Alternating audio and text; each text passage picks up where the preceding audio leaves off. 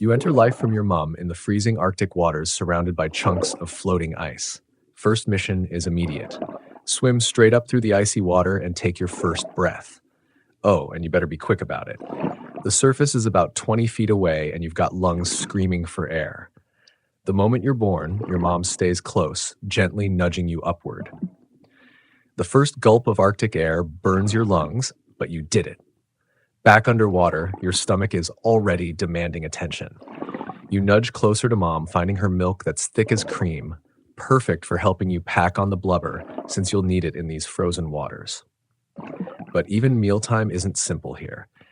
Every few minutes, you have to pause your feast and follow mom to find another breathing hole. When the ice is too thick, she uses her long, spiral tusk like a spear, breaking through the frozen ceiling to create a breathing space for both of you.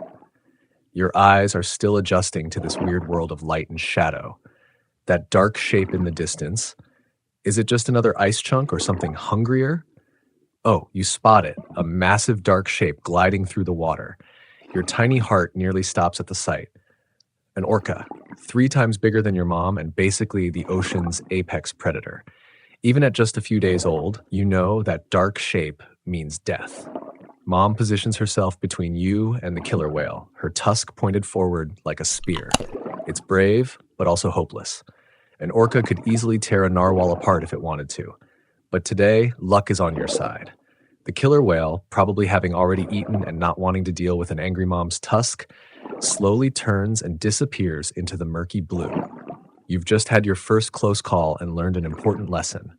What to do when you see an orca. Attack. Just kidding, you idiot. Stay behind your mom and pray it's not hungry. Just then, more narwhals appear from every direction. It's your pod returning from their hunting trip. Turns out you're not just surviving with mom, you're part of a bigger family. The water fills with clicks, whistles, and calls as they check if everybody's okay. Your pod's own secret language. The next 20 months are all about sticking close to your mom, drinking milk rich enough to make you balloon with blubber, and learning the survival rules of this frozen world. Your days of being a milk-guzzling baby are over. 20 months of mom's premium Arctic cream have turned you into a proper blubbery youngster, ready to start actual narwhal life. But here's the thing about narwhals. You aren't born with that legendary tusk. If you're female, you probably won't ever get one.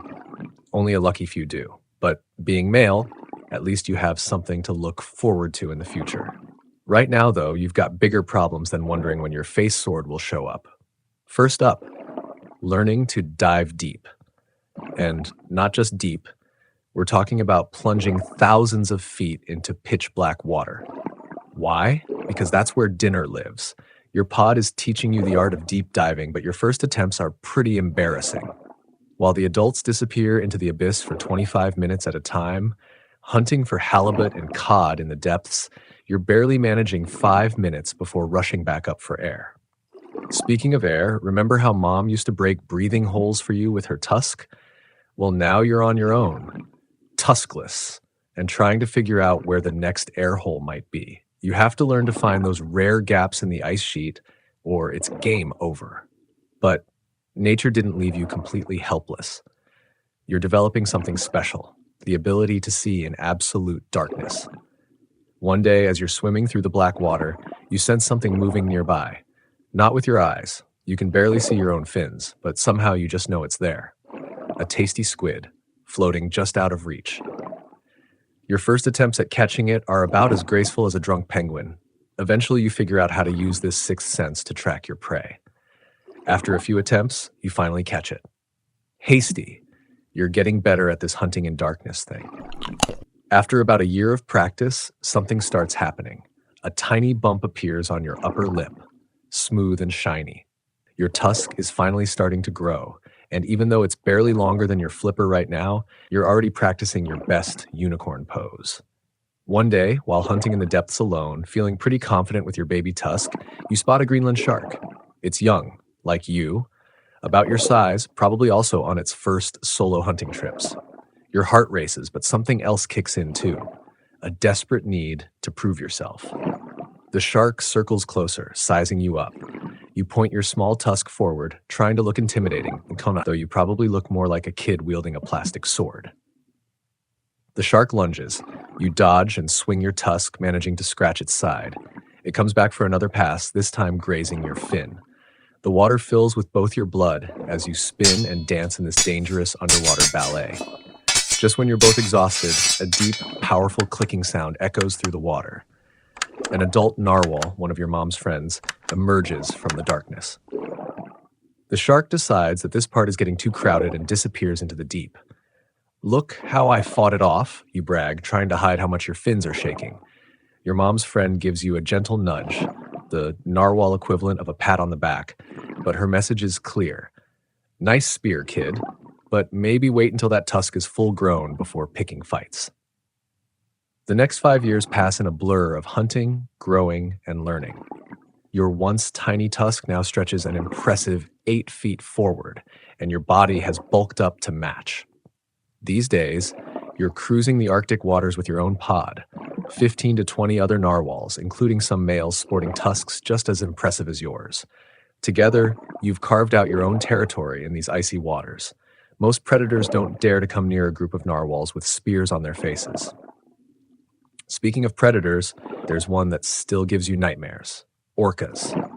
Just last month, one of your pod members went up for a quick breath of air. That's when it happened. An orca appeared out of nowhere, and before anyone could even react, crack! Your friend's mighty tusk broke like a twig. Your pod noticed his broken tusk sinking to the seafloor and rushed to help, but by the time you got to the surface, all you found was dark red water. The orca was gone, and so was your friend. Just another snack for the ocean's apex predator. That day changed everything. Now your pod stays tight, moving like one body through the water. A few months in and spring arrives. The water temperature starts creeping up from its usual freezing state to basically a tropical vacation for narwhals. Different currents, and suddenly everyone's getting restless. It's time for the annual journey to the breeding grounds, where male and female pods gather for their first brief mating season. Now, these aren't just any random spots in the ocean. Narwhals have been meeting here for thousands of years. Specific areas in Baffin Bay where the ice starts breaking up first in the spring. Think of it as the ocean's biggest speed dating event. Hundreds of narwhals who've been living in separate boys and girls pods all year suddenly meeting up in one place. A bunch of nervous unicorns with 9 feet long ice picks trying to flirt to find their perfect match. Your pod starts the journey, and you can already feel the excitement building. You see other male pods heading the same way, everyone practicing their tusk moves like teenagers getting ready for prom. You catch yourself spinning your tusk around more than usual, hoping you've got what it takes to impress the ladies. After all, you've spent 2 years growing this 9 feet beauty. Time to see if it was worth all the trouble. As you get closer to the breeding grounds, the water fills with more narwhals than you've ever seen. Females start appearing in the distance, and suddenly every male around you is trying way too hard to look cool, you included. Your smooth spin moves turn into an awkward twirl, and you almost poke another male in the side. Great first impression.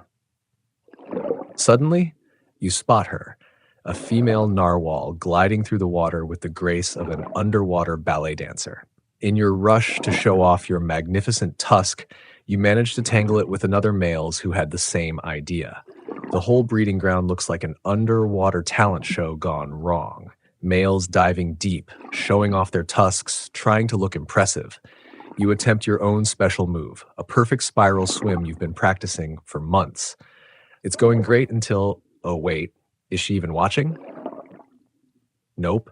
She's too busy admiring some hot shot with a slightly longer tusk.